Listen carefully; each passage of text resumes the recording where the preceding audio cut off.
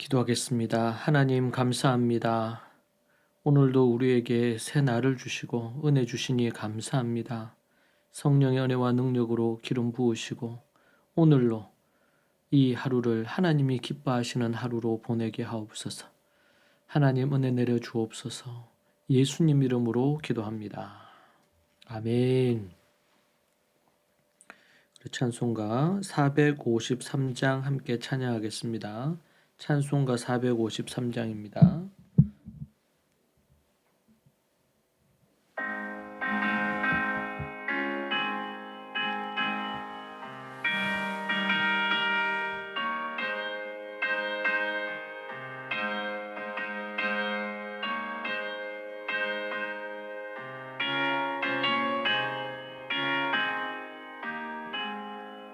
예수를 알기 원하네. 크고도 넓은 은혜와 대속해 주신 사랑을 간절히 알기 원하네. 내 평생의 소원, 내 평생의 소원, 대속해 주신 사랑을 간절히 알기 원하네.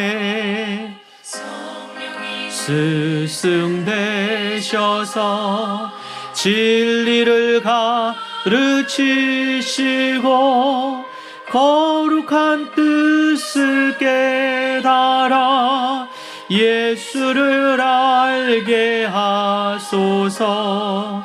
내 평생의 소원, 내 평생의 소원, 대속해 주신 사랑을 간절히 알기 원하네.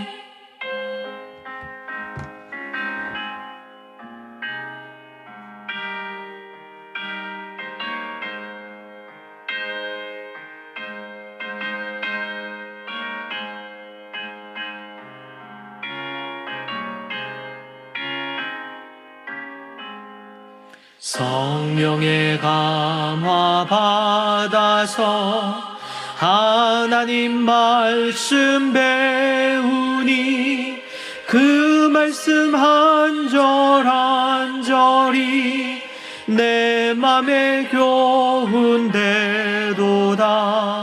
내 평생의 소원, 내 평생의 소원, 대속해 주신 사랑을 간절히 알기 원하네.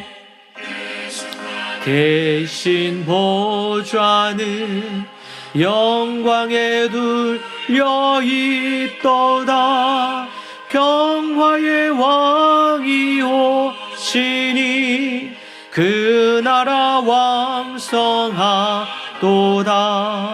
내 평생의 소원, 내 평생의 소원, 대속해 주신 사랑을 간절히 알기 원하네.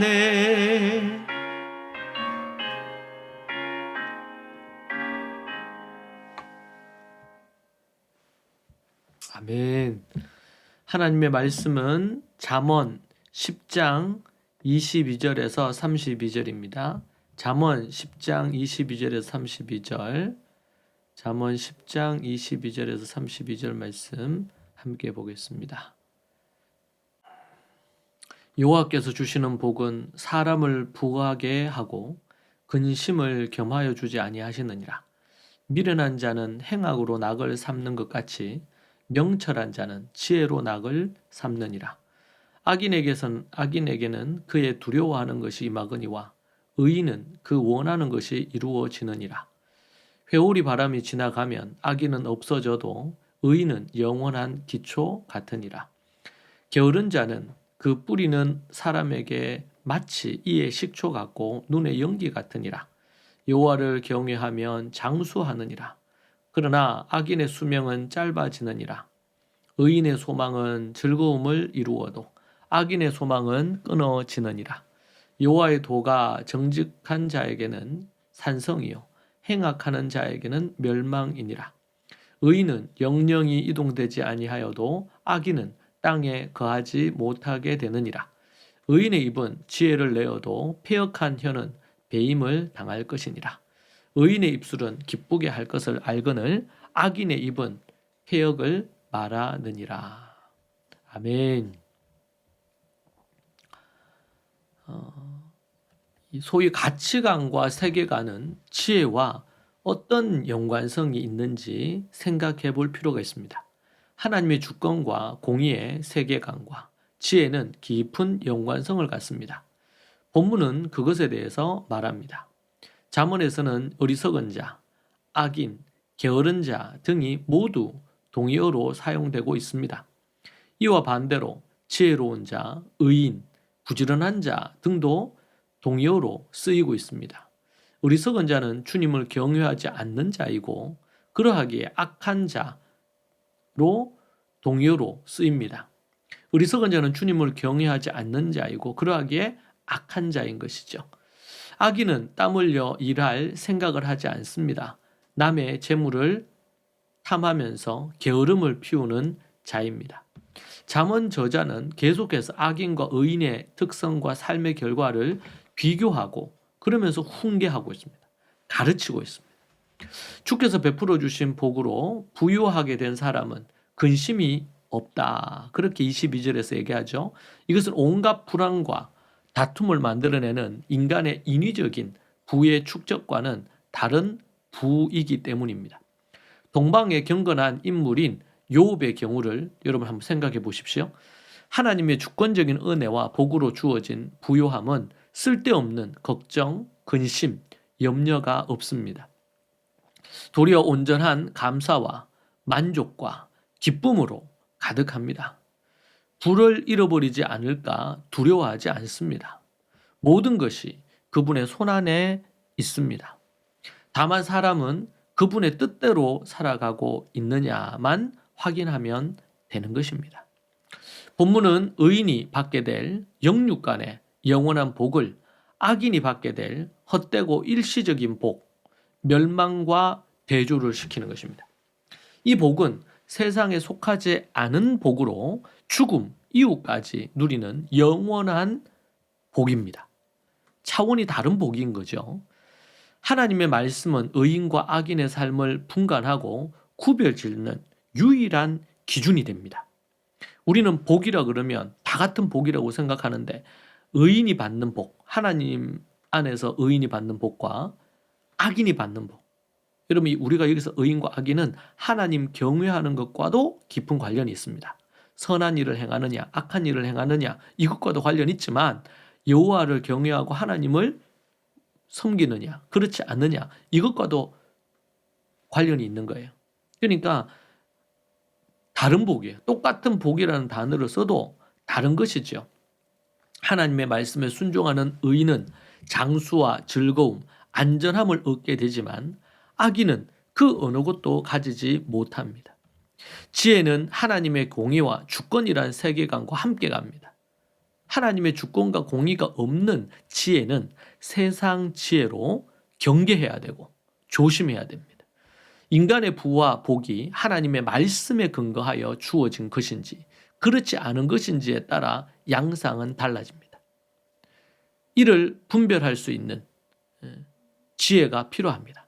그렇지 않으면 하나님의 사람들이 세상의 부자와 미모, 성공자와 권력자를 부러워할 것입니다. 그런데 잠언에서는 절대로 그런 이들을 부러워하지 말아라. 우리가 정말 부러워할 것은 여호와를 경외하는 것을 부러워하고 하나님의 뜻대로 살아가는 의로운 일을 부러워하고 그렇게 하라는 겁니다. 헛된 꿈을 꾸며 진리가 아닌 복과 부와 명예를 쫓게 되면 결국에는 파멸하고 멸망하게 되어 있습니다. 여러분의 삶 가운데 온전히 하나님만 섬기는 여러분이 되기를 바랍니다. 그리고 또 이어서 보면은요. 미련하고 악한 자는 악을 행하는 것을 낙으로 삼고 살아간다 그랬습니다. 그러나 지혜자는 지혜롭게 행하는 것을 낙으로 삼습니다. 의인의 바라는 것이 지혜와 이어지는 것이죠. 의인이 원하는 것은 이루어집니다. 왜냐하면 의인이 바라는 것이 곧 하나님이 원하시는 것이기 때문입니다. 하늘의 뜻이 땅에 이루어지기를 갈망하는 기도가 떠오릅니다. 폭풍과 같은 시련이 휩쓸고 지나가면 악인은 온데간데 없이 사라져버린다고 합니다. 그러나 의인은 그 자리에 영원히 세워집니다. 가정이나 학교, 회사나 교회에서 게으른 사람에게 일을 시키려고 하면 매우 힘이 듭니다. 고용주에게, 사장이겠죠, 골칫거립니다. 그래서 뭐라 그럽니까? 이빨에 식초 같다. 눈에 연기와 같은 존재가 바로 게으른 사람이다. 식초를 입안에 머금고 있다고 생각해 보십시오. 장작을 피우는데 연기가 끊임없이 눈으로 들어가면 어떻게 될까요? 게으른 사람은 주변 사람에게 그런 존재와 같다는 겁니다. 게으른 사람을 데리고 있는 것은 식초의 고통을 계속 겪는 것이고 눈에서 눈물이 한시도 마를 날이 없을 것입니다. 게으른 이는 어디에도 쓸모가 없습니다. 여호와의 도가 정직한 자에게는 산성과 같은 힘이 되지만 악을 행하는 자에게는 멸망의 구렁텅이가 될 뿐입니다. 의인은 입에서 지혜가 흘러나오지만 그래서 남에게 기쁨을 줘서 유익한 말들이 넘치지만 악인의 입은 추하고 거짓된 것으로 정말 토할 정도의 그런 부분을 주는 것입니다. 나무는 그 열매로 압니다. 어떤 열매가 맺히느냐가 그 나무를 결정하듯이 사람의 말과 행실을 통해서 우리는 그가 어떤 사람인지를 알 수 있습니다. 하나님을 의지하는 믿음의 사람인지 아닌지 여부를 말해줍니다. 예수님의 산상수훈의 설교와 동일한 말씀이 나오고 있습니다. 행함이 없는 믿음은 죽은 것이라고 야고보서 말씀에서 우리에게 말해주고 있습니다. 여러분이 본문의 말씀을 통해 반성해야 할 것이 무엇입니까? 여러분에게 게으른 모습은 무엇입니까? 여러분의 입술에는 어떤 말들이 흘러나옵니까? 거짓, 속임수, 부정적인 표현이 아닙니까? 삶은 뿌린 대로 거둔다고 했습니다. 여러분은 오늘 무엇을 뿌렸습니까? 그 뿌린 대로 거두게 될 것입니다. 우리에게 주신 이 귀한 말씀을 통해 여호와께서 주시는 모든 복을 여러분 누리시기 바랍니다. 할렐루야.